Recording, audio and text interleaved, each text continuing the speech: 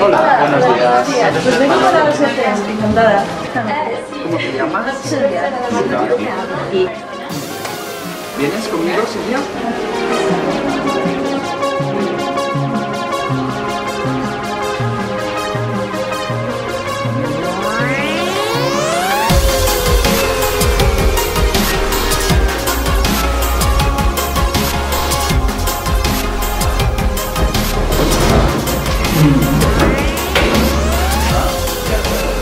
Vamos a mirar tu test.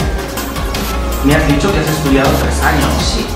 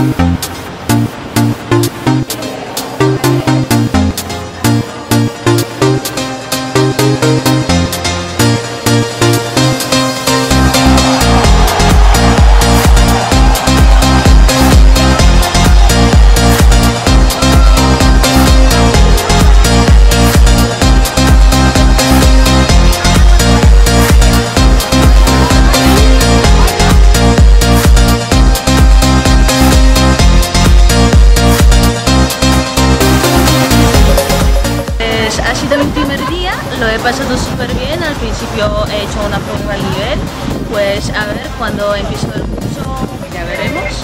Y luego nos fuimos de excursión a un casco antiguo que me encantó, es precioso, precioso.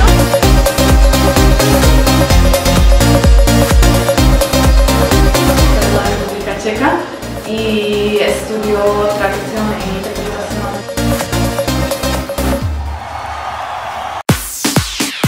He venido a buscar hipopótamos en la playa, a ver si los encontramos.